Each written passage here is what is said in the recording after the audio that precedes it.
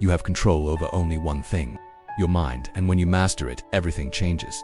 People will test you, life will push you, the world will not care how tired you are. But here's the truth. The moment you learn to control the direction of your thoughts, you stop being a victim of circumstances and become the creator of your reality. Our mind is louder than you think. Most people never realize that the voice in their head is not a guide, it is a habit shaped by fear, by memories, by mistakes, by the opinions of others. And when you let that voice lead your life, you repeat the same patterns again and again without noticing. But here is the turning point. When you pause long enough to observe your thoughts without obeying them, something powerful happens. You begin to see that not every thought is the truth. Not every worry deserves attention. Not every fear is a warning. Some thoughts are just leftovers of a past version of yourself. And once you understand that, you gain something rare: mental space. And mental space is the birthplace of transformation.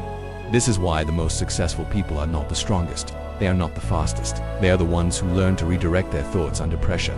Pause for a moment and think about this. When life hits you hard, what is the first thing that reacts? Your mind. It tells you to quit, to retreat, to doubt yourself. But that reaction is automatic. It is not intentional. And everything that is automatic can be reprogrammed. Here is where mastery begins.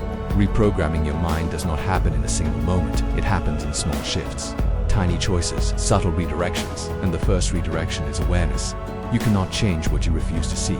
Most people run from their thoughts. You will not. You will learn to sit with them long enough to understand their origin.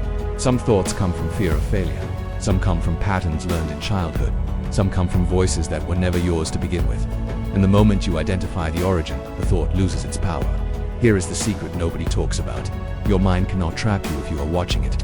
Observation creates distance. Distance creates clarity. Clarity creates control. And control is everything. You do not rise in life by fighting your thoughts. You rise by mastering the space between them. That space is where discipline lives. That space is where direction lives. That space is where you choose who you will become next. But most people never get there.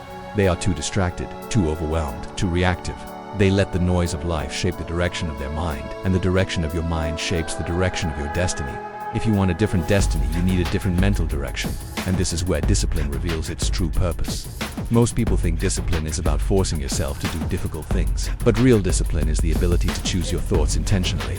Imagine what would happen if you could direct your mind at will.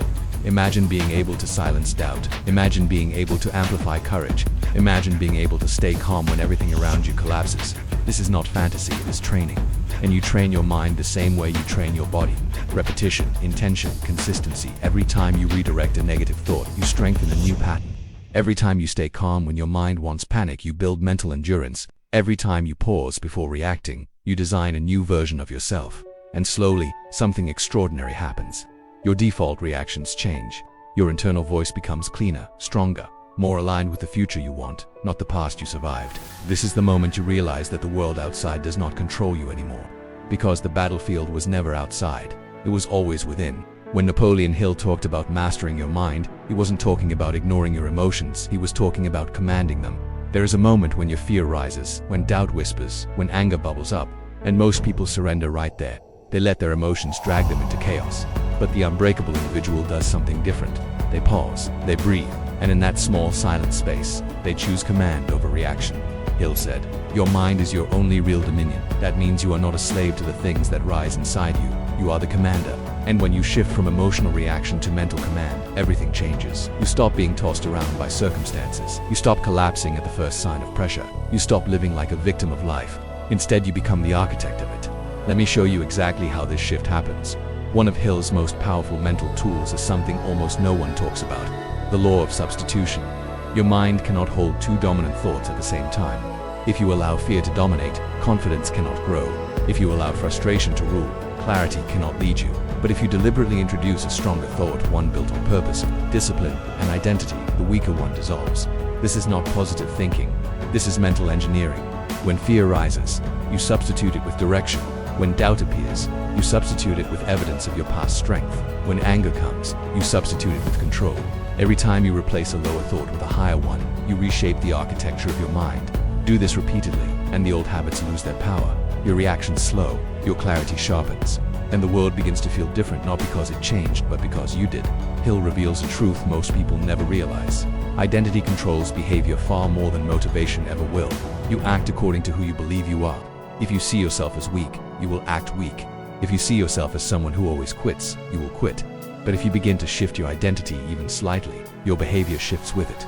This is why becoming unbreakable is not about forcing discipline. It's about becoming the kind of person for whom discipline is natural. Motivation fades, emotion fluctuates, but identity stays. When you rewrite your internal definition, I am calm under pressure, I am disciplined, I am the kind of person who finishes what I start, your actions automatically align with that identity. You don't fight yourself anymore. You don't negotiate with weakness. You simply act according to the new blueprint you installed. And every time you behave like the new version of you, the identity locks in even deeper. Every unbreakable mind understands this. Decisions are the ultimate leverage. Indecision is a slow poison. Every hesitation allows chaos, fear, and outside influence to seep in. But the person who decides, decisively, commands their internal world first, then the external. Hill insisted that the act of deciding is more than choosing, it is a declaration of self. Decide today to act, not react. Decide to build habits that reinforce strength. Decide to protect your mental space at all costs. Each decision compounds. Each choice shapes the next. And slowly, relentlessly, you transform from a reactive human into a master of circumstance.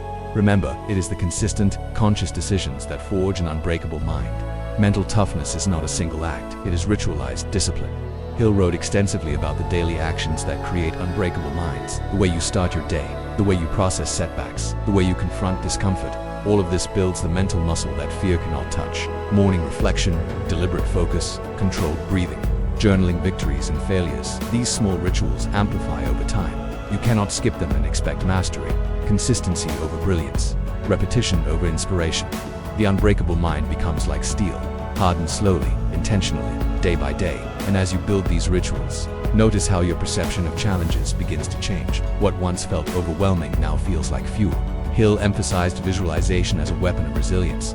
Seeing the desired state in your mind before it manifests in reality creates a gravitational pull toward success. Close your eyes, imagine yourself calm under fire, focused under pressure, unyielding when tested. The brain cannot distinguish well between real action and vivid rehearsal. By repeatedly visualizing triumph over adversity, you train the nervous system to respond with confidence rather than panic. This is not fantasy, this is mental rehearsal. Daily practice creates an automatic reaction that aligns with your identity shift. The mind remembers what the heart feels. The stronger the imagery, the stronger the neural pathways. And over time, your mind acts before fear can intervene. Finally, all of these principles converge in action. Control over emotion, the law of substitution, identity redefinition, decisive choices, daily rituals, and visualization. These are not abstract ideas, they are the blueprints of an unbreakable mind. Life will never stop testing you. Chaos will always be present. But now, when it hits, you respond from mastery, not panic. You act from calm authority. You are no longer reactive. You are proactive. You are the architect of circumstances, not a victim. Hill's secret was not charisma or luck, it was mental architecture. And today you have seen it, learned it, and can begin to live it. Start today. The unbreakable mind is yours to build.